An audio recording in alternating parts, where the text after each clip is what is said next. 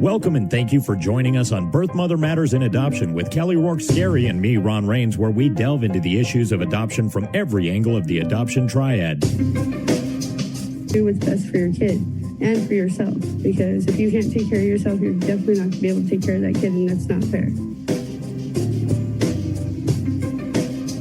And I know that my daughter will be well taken care of with them.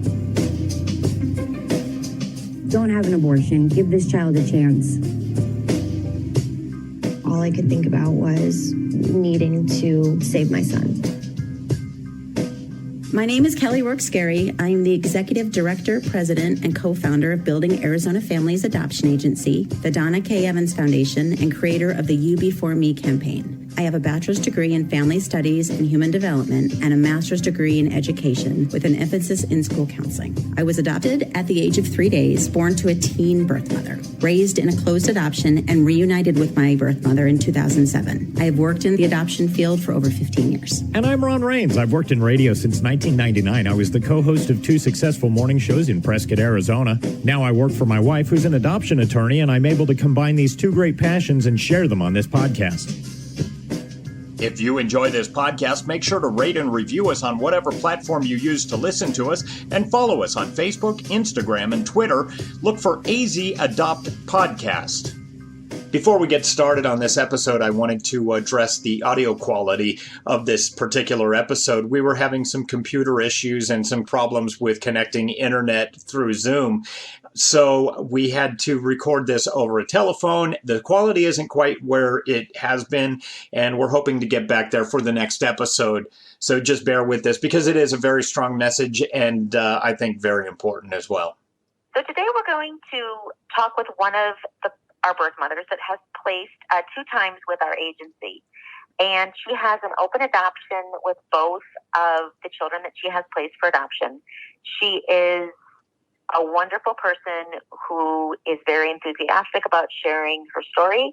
So we would like to welcome Tina to our podcast. All right. So Tina, I wanted to bring you on the podcast because you have been a huge advocate of adoption, and you have an amazing story yourself about, the adoptions that you have done. Can you tell us your story? Like how you found us? I had my son, Michael, 2015. That's when I first met you guys, and I was pregnant with him. And I actually found out about you guys by going through the New Times on the back of the magazine, your phone number. And how I ended up going through. Why? Because I was homeless on the street. It's a hard part of my life. And I dealt with CPS, and I'd rather not have my baby go in the system and be part of the baby's my child's life and do what's better, because I know I'm against abortion, so that wasn't in the question. So the next best thing, if I can't take care of my baby, is because there's a lot of people out there that can't have kids, that want kids, and so the next best thing is to adoption. And that's how I ended up going through you guys. And the first experience I had with you guys, I loved it. So after that, when I got pregnant again, I knew exactly what I was going to do. Let's go through you guys again. And that's what I just did last year with baby Sam, the baby. And I did a FaceTime call with them last night. Uh-huh. And I seen him. He was so happy. His smile, laughing, bouncing. It was so, right there in, the pictures that we took of them together before they left to go home. The books that they sent me of the pictures of the baby, they make him one also, and they go through it every night. From the beginning, they have our picture when they first came down and met me at the nursery and in the book. And they tell me every time that I'm his mom. Say that, and I think there's nothing better than that in this, because it's not the baby, the child's fault or choice. You know what I'm saying? So I feel if I can't provide for my baby, the next I'd rather have somebody who can and give him a chance in life that I can't do, because it's not their fault. Right. And I think you've made 2 absolutely amazing choices for your children. And when you see pictures of your babies and you see them thriving and smiling and they're happy, how does that make you feel? It makes me feel good inside. It makes me feel good, that to realize, because sometimes I'll be having a bad day where I feel like I can't do nothing right. I'm a mess up, and then I go and look at the pictures or I see the pictures and it makes me feel good. It makes me feel like, realize that I'm not a mess up, that I am a good person, You are a good person, definitely. Absolutely. Definitely. And so what do you think about your adoptions, the stories behind them? What do you think that other people can learn from you? Like when they're considering adoption and they're worried about if it's going to be hard or if they're going to struggle, what advice do you give them? It's going to be hard, but don't give up, don't be, it's a selfless act that you have to do. You can't think about your feelings or anything. You got to take in mind in consideration the baby's life, what he's going to go through, your baby's going to go through. And it's a selfless act. I've done it twice, and not only that, but I'd rather have a baby, because if we abortion, who knows if that baby's going to be the next president or the next Eugene, or what's going on. We never know. It's not, like I said, it's not the baby's fault. So we have to take into consideration that they are, once we get pregnant, they're a baby. They have a life, and they deserve a chance, because what if our parents didn't give us a chance, but they gave us that chance? So they deserve to have a chance in life, and and not have to go through the system and be able to have a family that loves them. And there's plenty out there, and I know that. And like after I have my baby, I'm still trying to refer as many people as I can to you guys, because it's a wonderful act of goodness, And some people can't have kids, and it's not their fault either. So why not mess them with the baby and they could be a parent? Definitely. And I think that, that we appreciate that you're such a strong advocate for adoption, and your story is really, really valuable. Now, you have an open adoption, correct? I have 2 open adoptions. Tell our listeners what that looks like. It's wonderful because I get to see pictures of my baby. I get pictures every other month from, the adoptive family sending me a package for you guys from the adoption that I just had last year.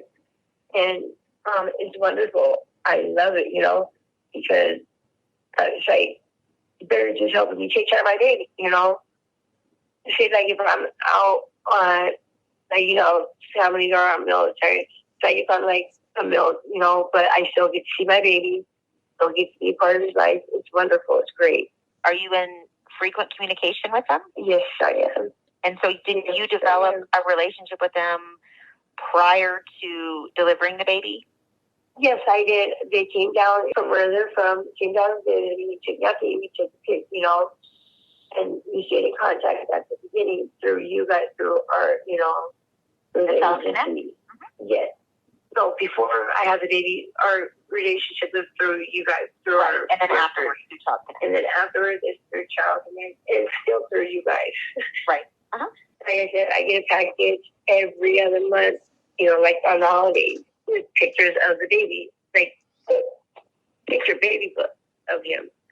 And like I said, I had a video, like a call with them yesterday, and it was wonderful. And I'm looking forward to when I get to go see him, to go visit him. Right. Absolutely. And when you were going through your first and your second adoption, were there any moments that you were having a difficult time or thinking, this is going to be really hard, I'm going to struggle when I do this? And then if so, how did you get through those moments? Actually, the first time when I did my adoption, I was debating. I talked to you a couple of times where I wanted to do it, but then I was having second thoughts of doing it. I didn't want to do it, Uh-huh. And so it was kind of hard after doing it. But after I had the baby, it was the first time I did it, and I didn't have no problem. It wasn't hard. It was It was a lot easier than I thought it was going to be. A lot easier, you know. And one thing, like after I had the baby, and they asked me if I wanted to hold them, and it sounds like mean or messed up, but I didn't hold the baby or anything. You know, I didn't get that connection or bond with them. So I think that helped make it not so hard. But the second one, I thought it was really easy as the first one, but it was a lot harder for me. It was more difficult. I had more emotions with it. Now, you know. Did you hold the second one, or did you not hold the second one? No, not. I didn't hold him right after I had him, but I held him when they got released from the hospital and we did our goodbye visit. That was when I first held him and, you know, had intercourse with them. Because for some reason I had a connection with the adoptive family, and I knew it wasn't going to be the last time I seen them. Absolutely. And so some women who do adoptions, they choose to have, you know, the baby in with them, and some women choose not to, and it's totally up to each and every person to make the decision that is best for them. And so knowing the decision that was best for you and that worked for you is, how did you know that was going to be the right choice to not hold the baby right afterwards? Because yes, when we were pregnant, we have a connection with the baby regardless. But after I had him, I knew if I didn't hold him or anything, there was not, you know, even more significant attachment or bond, if that makes sense. Yeah, it does make sense. It really does. Did you get support from your friends and family during your adoption journey? Yes, I did. Like, not for my family, because I don't talk to my family, but my friends, they told me that a selfless act, you know, I'm doing something very wonderful, beautiful, you know, and they support me all the way through it, and they still support me to this day and tell me I did wonderful things. I do. I agree with them. I think you did do a wonderful thing. Ron, do you have any questions for Tina? No, I just want to say I want to kind of reiterate what you said, Kelly. I just really appreciate her supporting people, you know, proceeding with adoption and kind of showing them that there is another option out there. And I just want to let you know that I appreciate you, and we just wish the best for you. Thank you very much. And I know that I got to see you briefly yesterday in the office, and I enjoy seeing you, Tina. I think you're an amazing person, and I think you're really a light for a lot of people. So thank you so much for joining us. And you're welcome. Thank you for having me. Absolutely. We'll keep in touch. Hey, thank you. Ron, I'm so grateful that we were able to have Tina today on our podcast. It brings a light and deeper understanding to adoption, especially for women who are either considering adoption or are in the process of their own adoption journey. I think Tina brings clarity, and she's able to speak to women who are walking behind her in their adoption journey. And I've been told by birth mothers multiple times in the past that the only person or persons that can truly understand where they are people that have placed a baby for adoption. And so hearing from Tina, I think, is really going to be a breath of fresh air. And as I said before, shine a light on an area where somebody may be experiencing darkness. So I'm so grateful that we were able to have her on the podcast today.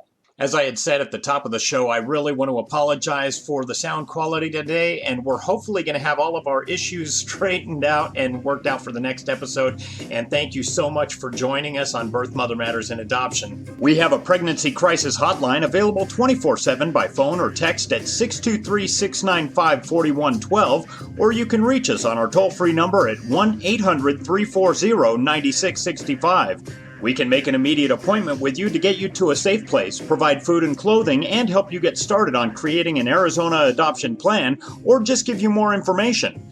Check out our blogs on our website at azpregnancyhelp.com and follow us on Facebook, Instagram, and Twitter by looking for AZ Adopt Podcast. If you enjoy this podcast, make sure to rate and review us on whatever platform you use to listen to us. Birth, Mother Matters, and Adoption was written and produced by Kelly Rourke-Scary and edited by me. Thanks go out to Grapes for letting us use their song I Don't Know as our theme song. Join us next time on Birth, Mother Matters, and Adoption. For Kelly Rourke-Scary, I'm Ron Rains, and we'll see you then.